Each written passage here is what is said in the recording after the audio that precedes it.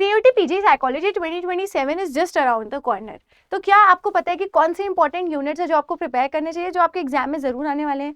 सारे यूनिट्स की आज मैं बात करने ही नहीं वाली हूँ, सिर्फ वो यूनिट्स बताऊंगी जो एक्चुअली में आप लोगों के सबसे ज्यादा रेकरिंग है, जिसमें सबसे ज्यादा क्वेश्चंस आप लोगों से पूछे जाते हैं। ट्रस्ट में ये बहुत ज्यादा बेसिक भी है, ठीक है। तो अगर अब आप लोगों ने ये सोचा है कि टॉप यूनिवर्सिटीज में जाना है, चाहे वो टिस हो जहाँ से आप काउंसलिंग एंड क्लिनिकल करना चाहते हो, तो बहुत ज्यादा इंपॉर्टेंट है। एंड बहुत सारे नॉन साइकोलॉजी स्टूडेंट्स भी होंगे जो ये वीडियो देख रहे होंगे, तो आपको भी ये समझना जरूरी है कि ये जो पर्टिकुलर यूनिट्स मैं आपको बताने वाली हूँ, इनकी वेटेज बहुत ही ज्यादा है।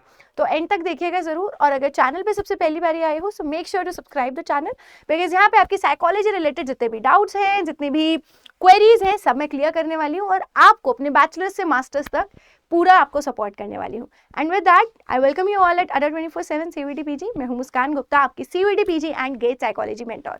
सो भाई देखो, सीयूटी पीजी साइकोलॉजी के अंदर ऑफिशियल हम लोगों को जो है यहाँ पे 13 यूनिट्स जो हैं दिए गए हैं। अब ऑफकोर्स सी बात है, अगर आपको टॉप करना है तो 13 यूनिट्स तो सारे ही पढ़ने पड़ेंगे, बट क्या उसमें से कुछ ऐसे यूनिट्स हो सकते हैं जिस पर सबसे ज्यादा फोकस करने की जरूरत है? तो एब्सोल्युटली यस। हम स्टार्ट करेंगे सबसे पहले बायोसाइकोलॉजी से, जिसके अंदर एक्चुअली में हम लोग यहाँ पे ब्रेन, बिहेवियर, नर्वस सिस्टम का कनेक्शन पढ़ते हैं, ठीक है। ओवरऑल यहाँ पे अगर मैं बात करूँ तो इस पर्टिकुलर यूनिट में से आपको कहीं ना कहीं 10 to 12 क्वेश्चन देखने को मिल जाते हैं। विद दैट आपका एक जो क्वेश्चन रहता है वो रहता है 4 मार्क्स का। तो 40 मार्क्स का अगर एक ये यूनिट है तो इसकी एडवांटेज तो आपको बहुत ज्यादा है ही। तो अगर आप इसे पढ़ के जाओगे तो आपका ही बेनिफिट है, राइट। इसके अंदर सबसे पहले आप लोगों को न्यूरॉन्स पढ़ना है, न्यूरॉन्स का स्ट्रक्चर पढ़ना है, स्टार्टिंग फ्रॉम डेंड्राइट से लेके बिल्कुल एक्सॉन टर्मिनल तक, ठीक है। आपको यहाँ पे साइनेप्टिक ट्रांसमिशन भी पढ़ना है। आपका नर्वस सिस्टम के अंदर आपका brain and spinal cord, brain के आपके जितने भी पार्ट्स हैं उनके जो साइंटिफिक नेम है ये भी आप लोगों को याद करना जरूरी है। स्पाइनल कॉर्ड और जो भी हमारी नर्व्स पूरी बॉडी में एक्सपेंशन है उसका पूरा आपको एक सीक्वेंस भी याद करना जरूरी है। ये आपके सीयूटी पीजी और गेट में भी आता है। इसके अलावा न्यूरोट्रांसमीटर, या देखो बेसिक जो आपके न्यूरोट्रांसमीटर है 5 to 7 ही है, ठीक है। तो वो 5-7 न्यूरोट्रांसमीटर, उनके क्या फंक्शंस हैं, अगर वो डैमेज हो गए तो क्या होगा, ब्रेन के कौन से पार्ट में प्रोड्यूस होते हैं, सब बिल्कुल इंपॉर्टेंट है।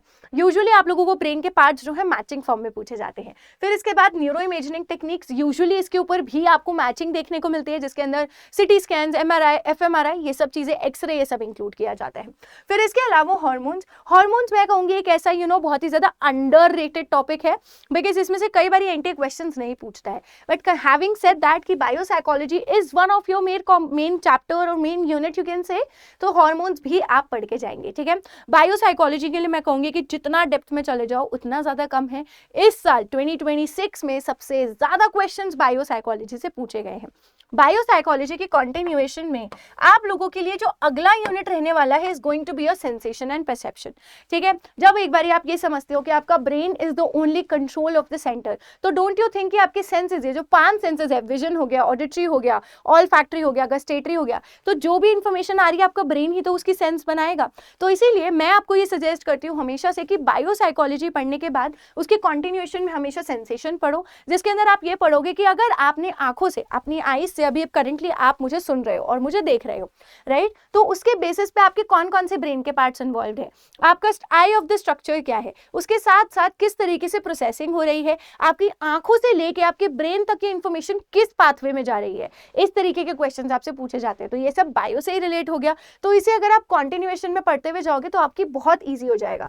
तो जितने आपके सेंसेस है, विजुअल, ऑडिटरी, ऑल्फैक्टरी, गस्टेटरी, सब आपको पढ़ने हैं। अब मैं आपको बताती हूँ 2026 तक ऐसा होता था कि विजुअल और ऑडिटरी पे हर साल क्वेश्चन आता था। एक पेपर ऐसा आया जिसके अंदर सिर्फ और सिर्फ ऑडिटरी के ऊपर क्वेश्चंस आए, उसी की थ्योरीज आई।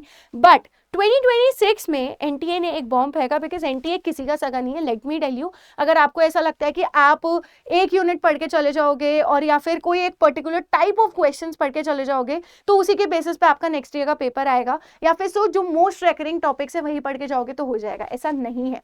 बिकॉज 2026 के अंदर एनटीए ने ऑल्फैक्टरी और गस्टेटरी दोनों का पाथवे आपसे पूछा। यूजुअली एक साइकोलॉजी स्टूडेंट इस पे ध्यान ही नहीं देता है, क्योंकि जरूरत ही नहीं है, क्योंकि ये कोई पर्टिकुलर उस पे तो जा नहीं रहे हैं।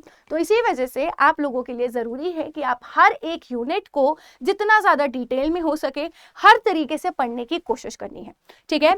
जब आप लोग ये सारे पाथवेज पढ़ लोगे तो आपकी थ्योरीज ऑफ परसेप्शन आ जाती है, क्योंकि जब आप अपने दिमाग में किसी चीज की सेंस बनाने की कोशिश कर रहे हो it automatically comes under perception. तो विजुअल एंड ऑडिटरी का कलर एंड ऑडिटरी परसेप्शन की थ्योरीज आप लोगों की रहेंगी, वो भी आपको कवर करनी है। फिर उसके साथ साथ परसेप्शन, ये जो पूरा यूनिट है अगेन ये आपका 40 मार्क्स का यूनिट रहने वाला है, जिसके अंदर परसेप्शन के अंदर से डेप्थ क्यूज पे क्वेश्चन आएंगे, जस्ट और प्रिंसिपल पे क्वेश्चन आएंगे। इस साल डेप्थ क्यूज पे क्वेश्चन आया था जिसके अंदर एनटीए ने इसको गलत, इसके ऑप्शंस को मार्क किया था, जिसके बेसिस पे हमने एज ए कम्युनिटी मिलकर चैलेंज भी किया था एंड उसका हमें फुल जो है आंसर भी मिला था, क्योंकि एनटीए की तरफ से इसमें गलती थी।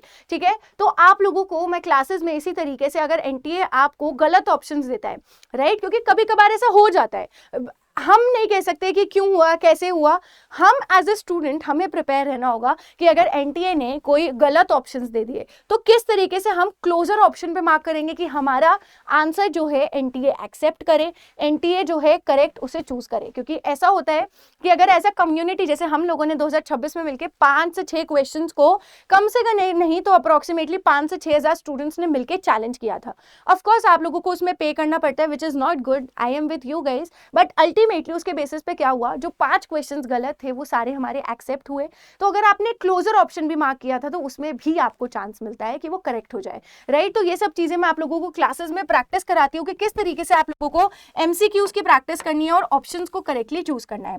जब आप लोग परसेप्शन पे पहुंच जाओगे तो परसेप्शन के बाद अगला यूनिट जो आप कवर करोगे is going to be your learning and memory. अब जरा वर्ल्ड को देख रहे हो, वर्ल्ड को समझ रहे हो, तो उसमें से कुछ चीजें ऐसी भी तो होंगी जिनके ऊपर सेलेक्टिवली अटेंशन पे करोगे, फिर उन्हें याद करने की कोशिश करोगे। जैसे अभी क्लास में मैंने आपको बहुत सारी चीजें बताई, इस वीडियो में बहुत सारी चीजें बताई हैं, तो इसमें से कुछ चीजें याद भी तो करोगे।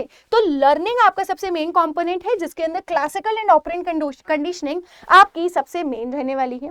उसके बाद आपकी कॉग्निटिव थ्योरीज ऑफ लर्निंग आ जाएगी, जिसके अंदर आप लोगों को टॉलमैन की लर्निंग पढ़नी है, इनसाइट लर्निंग, द आहा मूवमेंट भी पढ़ना है, राइट। फिर इसके बाद जैसे आप आगे मूव ऑन करोगे तो मेमोरी आपको पढ़ना है। ठीक है, मेमोरी का अपने आप में एक कॉन्सेप्ट ऐसा था कि हमने ह्यूमन ब्रेन को कंप्यूटर्स के साथ कंपेयर करना शुरू किया। ठीक है, जब हमने वो कंपेयर करना शुरू किया तो अराउंड 1968-58 के आसपास हमारे बहुत सारे ऐसे तरीके के मॉडल्स ऑफ मेमोरी आए, स्टार्टिंग विद इंफॉर्मेशन प्रोसेसिंग। ठीक है, तो आपको वो सब चीजें पढ़नी है। Short term memory, long term memory के टाइप्स है, कुछ एक्सपेरिमेंट्स है जो मैं आपको अलग अलग स्टैंडर्ड बुक से एक साथ मिला के एक ही क्लास में कवर कराती हूँ डिटेल्ड में। और हाँ, इसी के साथ मैं आपको बता दूं दैट मेरा CUET PG साइकोलॉजी का एक लास्ट लाइव बैच आने वाला है, बिकॉज अब 6 से 7 मंथ्स ही बचे हैं। ऑलरेडी 300+ स्टूडेंट्स ने एनरोल करके अपनी प्रिपरेशन को स्टार्ट कर दिया है। नाउ इट्स योर टाइम, क्योंकि ये लास्ट लाइव बैच रहने वाला है, इसके बाद साइकोलॉजी का कोई बैच नहीं आएगा, है ना। और हमारी सीट्स जो हैं वो भी फिल होती जा रही हैं।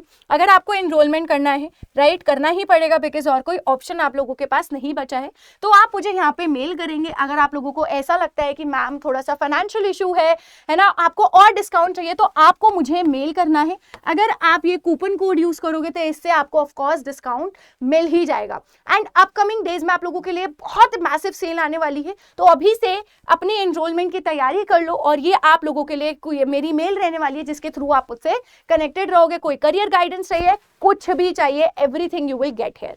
ठीक है, ये मेरा कूपन कोड है जिससे आप लोगों को मिल जाएगा डिस्काउंट, राइट। अब ये तो मैंने आप लोगों को बता दिया। अब इसके बाद अगला यूनिट आप लोगों के लिए रहने वाला है स्टैटिस्टिक्स फॉर साइकोलॉजी। जब यार आप लोग स्टैटिस्टिक्स पढ़ रहे हो, ठीक है, देखो मैं आपको बताती हूँ कि आप लोगों को क्या क्या करने की जरूरत है। कुछ इंपॉर्टेंट यूनिट्स के अंदर से आप लोगों को स्टैटिस्टिक्स पे ध्यान देना है।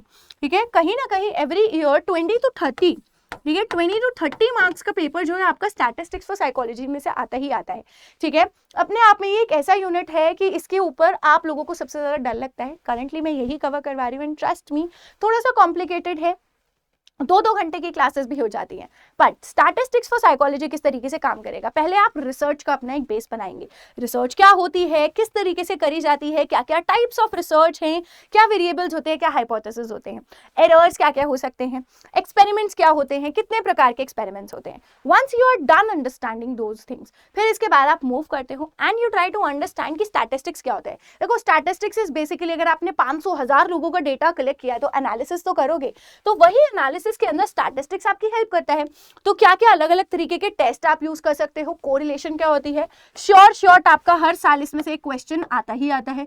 टाइप्स ऑफ रिसर्च मैंने आपको बताया, रिग्रेशन, तो आपको एक बात बताती हूँ, 2026 में अगेन रिग्रेशन और मल्टीपल कोरिलेशन के ऊपर क्वेश्चंस आए थे जो यूजुअली कभी नहीं पूछे गए, है ना। सो एनटीए के अकॉर्डिंग ये कहना है कि जो आपके पिछले पेपर्स में आया है, अगर एक क्वेश्चन के 4 ऑप्शन में से चौथा ऑप्शन भी नया है, एक टॉपिक मैंने पूछा है, तो इट इज मैंडेटरी कि वो आगे फ्यूचर में किसी भी तरीके से आ सकता है। ऐसे ही साइकोलॉजिकल टेस्टिंग में किया गया था, Luria Nebraska neuro psychological test के बारे में जो है आप लोगों से पूछा गया था। एक कोई पुराना पेपर था मेरे हिसाब से 2022 या 23 का, उसके अंदर लूरिया नब्रास्का के ऊपर बहुत बेसिक क्वेश्चन आया था कि कौन सा टेस्ट आप यूज करोगे अगर आप कॉग्निटिव एबिलिटीज या फिर इन सबको चेक कर रहे हो। सो न्यूरो साइकोलॉजिकल टेस्ट होते हैं जिसके अंदर लूरिया नब्रास्का ऑप्शन था।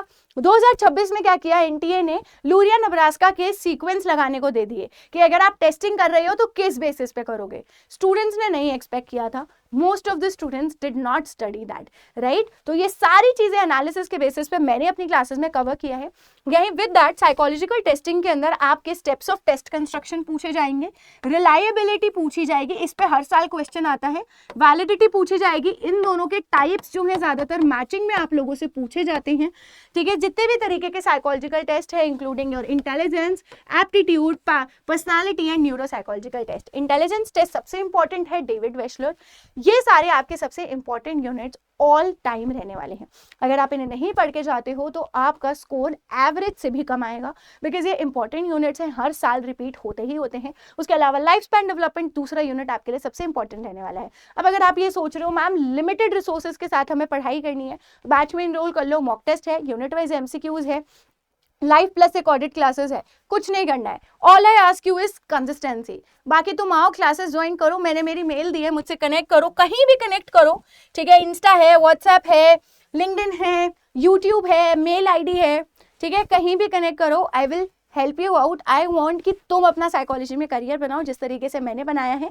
विद दैट मैं मिलूंगी आपसे बहुत ही जल्दी क्लासेस में। Till the time take care and ये कूपन कोड यूज करना मत भूलना।